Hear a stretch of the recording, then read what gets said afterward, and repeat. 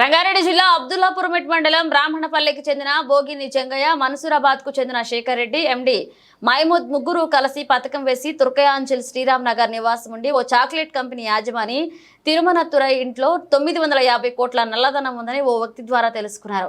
ఆ నల్లధనాన్ని ఎలాగైనా కొట్టేయాలని అంతా కలిసి పథకం వేసి నల్లధనం ప్లేస్ లో నల్ల కాగితాలు పెట్టడానికి అవి తీసుకుని ఈ నెల 10వ తేదీ అర్ధరాత్రి 1 గంటకు చాక్లెట్ కంపెనీ ఓనర్ ఇంట్లోకి ప్రవేశించి ప్రధాన ద్వారాన్ని ఆయుధాలతో ధ్వంసం చేసేందుకు ప్రయత్నిస్తుండగా శబ్దం రావడంతో యాజమాని తిరుమనతురై అప్రమత్తమై సీసీ కెమెరాలను పరిశీలించాడు. కొందరు ఇంట్లోకి వస్తున్నట్లుగా గుర్తించి 100కు కాల్ చేశాడు.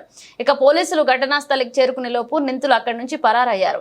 ఆదిబట్ల పోలీసులు కేసు నమోదు చేసుకుని సీసీ ఫుటేజ్ పరిశీలించి నిందితులను పట్టుకున్నారు.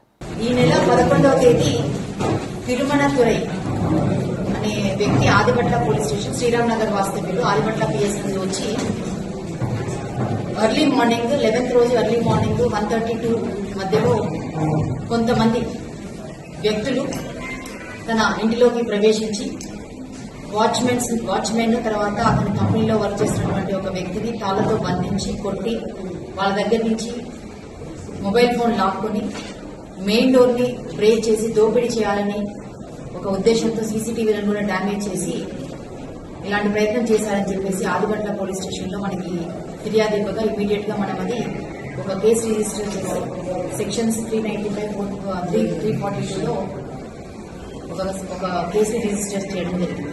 తర్వాత అక్కడ ఉన్నటువంటి క్లూస్ ఆధారంగా దాని యొక్క గ్రావిటీని తెలుసుకుని ఇమీడియట్ గా ఎస్హెచ్ఓ ఆదిబట్ల రాఘవేందర్ రెడ్డితో ఒక క్రైమ్ టీమ్ ని ఎస్ఐ కృష్ణ టీమ్ ని ఇమీడియట్ గా ఏర్పాటు చేసి దీని మీద మళ్ళీ క్రైమ్ ట్రాకింగ్ అనేది ఒకటి చేయడం జరిగింది. ఇందులో మనకి ఉన్నటువంటి క్లూస్ ఆధారంగా ఈ రోజు చింతలకుంట ఏఎస్ బేకరీ మనసిలిపురం లిమిట్స్ లో మళ్లీ సమావేశమైనటువంటి ఈ అఫెండర్స్ ని మొదటగా 17 మంది వ్యక్తుల్ని మనం ఈ బేకరీ నందు ఈ రోజు అప్రహెండ్ చేయడం జరిగింది.